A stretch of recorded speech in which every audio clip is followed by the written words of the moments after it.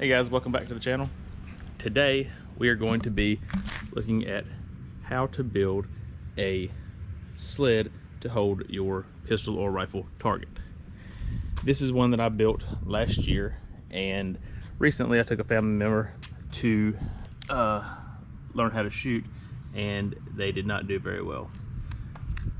It is now full of holes.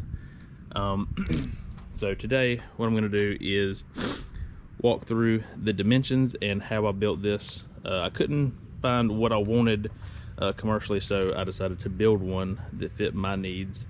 It is just made of PVC. The length of the legs and the design of it make it stable even on uneven ground, and then I built out of wood the portion of it that holds the target.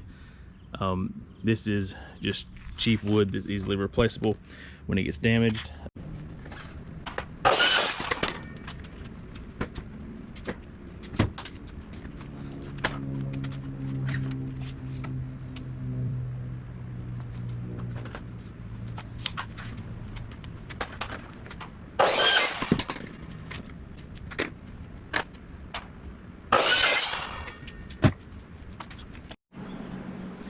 Okay, after small breaks, we had to run to Lowe's and pick up some more pieces, which happens in every project.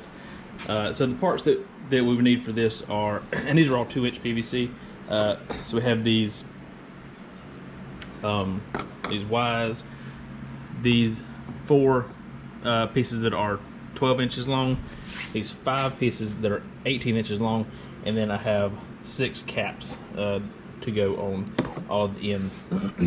And I have this medium blue rain or shine sealant to use. So this is the sled that I had already built. So these 4 pieces are 12 inches. There's 2 on each side. The legs are 18 inches, each have caps on them, and the middle bar is 18 inches. So that is what I'm going to rebuild right now. Okay, this is my dry fit. Once you get all these pieces cut to length, you definitely want to dry fit it to make sure that everything fits together and you have no issues before you glue it, before you even start gluing it, because that glue sets pretty fast. Some of the things that you want to remember is on these 3 ways, they all have a curve of a certain direction, so you want to make sure that those are the same on both sides. Same for the legs. You want to make sure that the curve here flows the same way that the curve here flows. If not, you'll end up with different length legs on each side, and it will look a little funny. And again, I have these 2-inch caps so that I can leave it sitting outside. When I'm done with it, I can just put the cap on it, and then it'll be watertight, and I don't have to worry about water and bugs and snakes or something else getting inside of my shooting sled.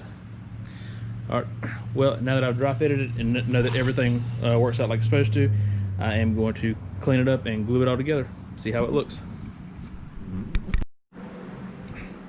This is the final product. I put it all together to let it dry.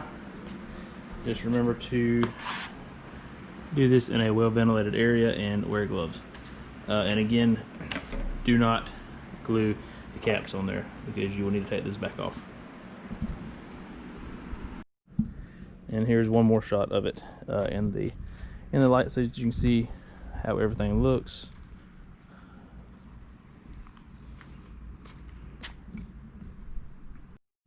And we will just leave it sitting right here in the sun so that it can fully cure before we use it.